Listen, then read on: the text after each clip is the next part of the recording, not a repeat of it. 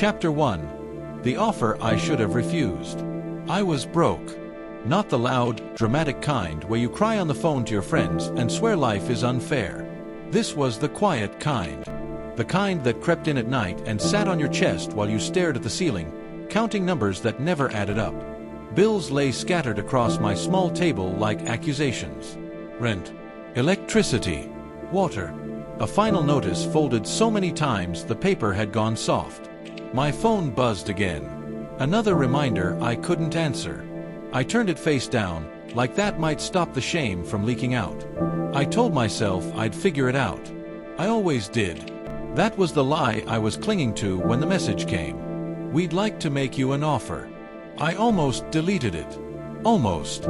But desperation has a way of making your fingers hesitate. The woman I met later that afternoon was calm in a way that felt rehearsed. Neat clothes. Sharp eyes. The kind of person who never raised her voice because she didn't have to. She didn't waste time. Fake girlfriend, she said, sliding a thin folder across the table. 3 months. Private events. Dinners. Appearances. I waited for the catch. One rule, she added, finally looking directly at me. Don't fall in love. I laughed before I could stop myself. A short, awkward sound. As if love were something that just happened on command. As if I had the luxury of falling for anyone at all. Inside the folder was a number. My breath caught. Not because it was small. Because it wasn't. It was rent paid. It was silence from my phone. It was sleep without fear. I didn't know his name. Didn't know his face. Didn't know why a man like that needed someone like me to pretend. All I knew was the paycheck felt heavier than my pride. I nodded. The woman stood, already finished with me. She paused at the door and turned back, just once. You'll be meeting him tonight, she said. Then, softer, but sharper. He doesn't like surprises. Or weakness. And just like that, the room felt colder. Chapter 2. The Man Who Doesn't Smile. The car didn't stop in front of a house. It stopped in front of a gate. Tall, black, silent. The kind of gate that didn't keep people out. It decided who was allowed in. The driver didn't speak. Just stepped out, opened my door, and waited. Inside, the air felt still. Heavy. Like the place was holding its breath. He was already there. Not standing. Sitting. Calm. Unmoved by my arrival. A man who didn't rise to impress anyone because he didn't need to. His suit was dark, simple, perfectly fitted, as if it belonged to him the way skin belongs to bone. He didn't smile. Didn't rush. Didn't introduce himself. Didn't explain why I was there. His eyes lifted to mine slowly, not curious, not warm, calculating. Like he wasn't seeing me so much as weighing the consequences of my existence. I suddenly felt small. Not weak. Just visible. Sit, he said. Not unkindly. Not kindly either. Just a fact. I sat. Silence stretched between us. Long enough to be uncomfortable. Long enough for me to realize this was deliberate. He was waiting to see what I'd do with it. I didn't fidget. Didn't speak. I held his gaze the way you hold a fragile thing. Carefully. Good, he seemed to think. Up close, his presence was worse. Not threatening. Controlled. Like a storm that had learned patience. The kind that didn't destroy everything. Only what it chose. This man didn't need anyone. Not approval. Not affection. Not love. And something cold settled in my chest as I understood what that meant. People like that were dangerous to pretend with. He finally stood and crossed the space between us. No hurry. No wasted movement. When he leaned down, his voice dropped low enough that it felt meant only for me. If you lie badly, he said, eyes locked on mine, I'll know. And for the first time that night, I wasn't sure I could do this. Chapter 3. Rules, distance, and eye contact that lingers. The rules came the next morning. Delivered calmly. Precisely. Like terms of a contract that couldn't be renegotiated. No public affection unless I initiate, he said. No questions about my past. No emotional displays. He didn't ask if I understood. He assumed I would. Easy, I thought. Pretending was something I'd been doing my whole life. Smiling when things hurt. Nodding when I didn't agree. Acting steady when the ground under me was anything but. I could do this. The first event proved how wrong I was. Lights. Laughter. Faces that looked at him with admiration and calculation. Faces that turned to me with curiosity, then judgment. His hand settled at my back as soon as we stepped inside. Not possessive. Not gentle. Just there. A constant, grounding weight that made my pulse trip over itself. He leaned in when he spoke, his mouth close enough that I could feel his breath. When he listened, his gaze stayed on me a second too long. When he thought I wasn't paying attention, I caught him watching. Not my dress. Not my smile. The distance he'd insisted on blurred without either of us acknowledging it. This was where the pretending got dangerous. A woman approached. Asked how we met. I hesitated for half a heartbeat. He didn't. His arm slid fully around my waist, pulling me in like it was the most natural thing in the world. His voice was low, steady, and warm enough to convince anyone, including me. "Smile," he whispered, lips brushing my ear. "They're watching." And just like that, the performance began. Chapter 4. The performance becomes too real. I didn't have to fake it. That was the problem. The way he spoke for me without speaking over me. The way his hand tightened at my waist when someone looked too long. The way his mouth curved. Not quite a smile, but something close when I laughed. People believed us. I could tell by the way they relaxed. By the knowing looks. By the subtle envy. I believed us too. For a moment, the room faded. The rules disappeared. The contract blurred. I forgot there was an end date. Forgot there was money involved at all. He moved like this was instinct. Like he'd done it 100 times with me and not once with anyone else. Then I looked up, and his eyes were cold again. Not angry. Not distant. Guarded. The warmth vanished so quickly it left me dizzy. His hand slipped away. The space between us returned, sharp and undeniable. The night ended quietly. Too quietly. Later, alone in the guest room, my phone lit up. A message from him. "You did well. Don't confuse that with affection." I stared at the screen long after it went dark, my chest tight with a feeling I refused to name. Chapter 5. The first crack in his armor. I wasn't trying to listen. That's what I told myself as I walked down the quiet hallway, shoes in my hand, the house hushed in that late-night way that makes every sound feel louder than it should. I was halfway past his study when I heard his voice. Low. Tense. Different.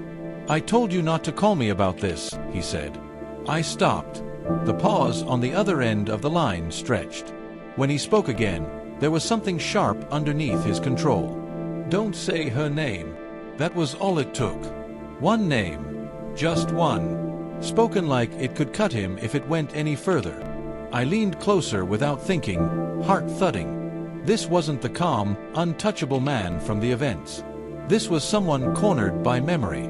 "I handled it," he said quietly. "I always do." Silence. Then softer, almost bitter. "She doesn't get to haunt me anymore." The floor creaked under my foot. The line went dead. I looked up and met his eyes. He stood in the doorway, phone still in his hand, expression unreadable. Not angry. Worse. Closed. He didn't raise his voice. Didn't accuse me. He just said, "You don't get to see that side of me." And for the first time, I understood. This man wasn't emotionless. He was guarded. Chapter 6. The night he doesn't let her leave. The event ended late. Too much wine. Too many smiles. Too much pretending. I reached for my coat, already thinking about my small, quiet apartment and the way it would feel to finally exhale. I was halfway to the door when his hand closed around my wrist. Not rough. Firm. "It's late," he said. "Stay." I hesitated. "I'm fine to." "Stay," he repeated, and this time it wasn't a suggestion. The room felt smaller suddenly. The air heavier. We stood there, too close, neither of us moving away. I could feel the warmth of him, the restraint in the way he held himself back. Nothing happened. No kiss. No argument. No explanation. Which somehow made it worse. He showed me to his bedroom and took the couch without a word. I lay there staring at the ceiling, every nerve awake, my heart beating like it was waiting for something dangerous to happen. Eventually, exhaustion won. When I woke, the room was dark, and he was sitting at the edge of the bed, watching me. Chapter 7. Jealousy he didn't plan for. The man was harmless. Too charming. Too loud. The kind of flirt who smiled at everyone and meant nothing by it. He complimented my laugh, leaned a little too close, offered me a drink I didn't need. I was handling it. Until I wasn't. Is there a problem? My fake boyfriend said calmly, stepping between us. The temperature dropped. The man backed off immediately, hands raised, mumbling apologies that weren't really necessary. Later, in the car, I teased him lightly. You didn't have to scare him. He kept his eyes on the road. It's about image. I watched his jaw tighten. The way his hand flexed on the steering wheel. I knew better. You're mine for the duration of this contract, he said quietly. And I don't share. The words settled between us, heavy with something neither of us wanted to name. Chapter 8. The moment she forgets it's fake. It happens on an ordinary night. No lights. No guests. No performance. Just the two of us sitting across from each other in the quiet. The kind of silence that doesn't rush to be filled. He pours a drink. I don't take it. He notices, doesn't comment. Why do you flinch when people raise their voices? He asks suddenly. The question catches me off guard. I shrug first. Old habit. Then the truth slips out anyway. About my childhood. About learning early how to disappear. About failing more times than I ever admit out loud. I expect him to interrupt. To deflect. To shut it down. He doesn't. He listens. Really listens. No phone. No impatience. Just attention, steady and full, like nothing else in the world exists. When his hand reaches for mine, it isn't controlled or careful. It's warm. Human. Something in my chest loosens. Something dangerous. I forget the contract. Forget the rules. Forget that this isn't real. And later, lying awake in the dark, I realize the truth that terrifies me most. I'm already falling. And he hasn't even admitted wanting me. Chapter 9. The line he crosses. The kiss isn't planned. There's no slow lean in. No warning. 1 second we're standing too close. The next, his mouth is on mine like he's been holding back for weeks and finally lost. It's not gentle. It's desperate. Not for show. Not for anyone else. Just us. And then it's over. He pulls away like he's been burned, breath uneven, eyes dark with something that looks too much like regret. That can't happen again, he says sharply. I'm still trying to breathe. Still trying to understand how everything just changed in a heartbeat. Don't let that happen again, he repeats. But his hands are shaking. Chapter 10. The contract comes back to haunt her. Reality doesn't crash in all at once. It creeps. In the form of a reminder email. In the quiet mention of dates. In the way money always finds its way back into the conversation.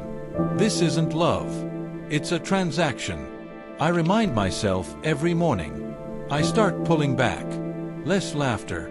Less eye contact. Less honesty. Safer that way.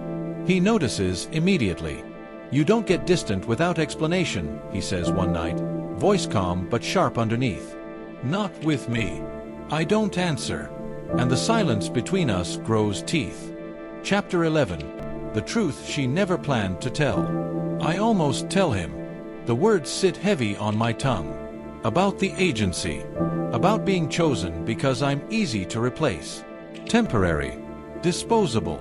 I imagine the look on his face. The anger. The betrayal. Fear wins. So I stay quiet. Smile when I should speak.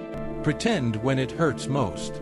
Later, as we stand too close in the hallway, he says softly, almost to himself, I don't like feeling like I'm losing you. It feels like a confession, and I hate myself for not returning it. Chapter 12. The night everything collapses. I don't get the chance. He finds out anyway. Not from me. From a voice raised just enough for him to hear. From a name mentioned carelessly. From a truth delivered without mercy. When he confronts me, there's no shouting. Just disappointment. The fake relationship was never the betrayal. The lie was. Get out, he says quietly. I open my mouth to explain, to beg, to fix it. But then his voice breaks. And that hurts worse than any anger ever could. Chapter 13. The space that makes it worse. Time doesn't fix it. It stretches it. Days pass. Then more. The quiet in my apartment feels louder than his house ever did. No footsteps. No low voice in the other room. No presence that made me feel like the world was being held in place. I replay everything. The way he listened. The way he touched me like it mattered. The way he looked at me when he thought I wasn't watching. This wasn't just a job. It never was. Across the city, I know he's unraveling in ways no one gets to see. The meetings blur. The events mean nothing. Women are brought to him and dismissed just as quickly. They aren't me. Power can replace many things. Not connection. Not truth. He tells himself he's done. That cutting me loose was necessary. And then one night, without planning to, without permission from his own pride, he's standing at my door. Chapter 14. Obsession without apology. He doesn't look angry. He looks certain. I don't let go of what's mine, he says, voice steady. And I don't pretend this was nothing. There's no apology. No plea. Just truth laid bare like a weapon he's finally decided to use. You lied, he continues. And yes, that mattered. He steps closer. But what we had mattered more. My heart pounds so hard it hurts. This isn't control. This is obsession without disguise. I don't need excuses, he says quietly. I need honesty. He holds my gaze, unflinching. So tell me, he asks, voice low and dangerous. Do you want to walk away, or stop pretending? Chapter 15. Her choice. For the first time, I don't think about the money, or safety, or what walking away might cost. I choose truth. I tell him everything. The agency. The selection process. How replaceable I was supposed to be. How I was never meant to matter. Each word feels like tearing something open. When I finish, the silence is unbearable. Then he pulls me into his arms. No hesitation. No doubt. Just relief. And something that feels dangerously like home. Chapter 16. Real love. Real risk. There's no contract now. No rules written on paper. No performance for anyone else. Just us, standing in the quiet, stripped of excuses. Real love is heavier than pretending ever was. It asks for things money never could. Trust, exposure, risk. And for the first time, he looks uncertain. Which somehow makes me love him more. The moment doesn't last. A message lights up his phone. A name we both recognize. People are asking questions. It reads. This could get ugly. The threat hangs between us, sharp and unavoidable. Loving him was never the safe choice. And now, it never will be. Chapter 17. Power used for love. He doesn't hide it. That's what shocks everyone. When the whispers start, when the questions surface dressed as concern and curiosity, he steps forward instead of stepping back. No press statement written by lawyers. No quiet distancing. No careful ambiguity. He takes my hand. Publicly. Deliberately. Without shame. This is who I'm with, he says, voice calm, unyielding. And that won't change. The room stills. People who once looked at him with admiration now look with surprise. The man who never claimed anything, never explained himself, never offered more than what was required, claims me. I feel it then. Not possession. Not control. Choice. Later, when the noise fades and it's just us again, he cups my face like it's something precious, something he intends to protect. This time, he says quietly, eyes steady on mine, it's real, and I believe him. Chapter 18. He refuses to let her go. I still try to leave. Not because I don't love him, because I do. Fear has a long memory. It reminds me of what happens when things matter too much, of how easily everything can be taken away. So I pack a bag. Small, quiet. I don't wake him. I make it to the door. Don't, he says behind me. Not sharp, not angry, honest. I turn. He's standing there, hair undone, eyes open in a way I've never seen before. No armor, no distance, just truth. I don't need fake love anymore, he says. I need you. No contracts, no conditions, no performance left to give. I set the bag down. He pulls me into his arms, not like he's afraid I'll disappear, but like he knows I won't. We stand there breathing each other in, the world finally quiet. This isn't dramatic. It's better. It's real.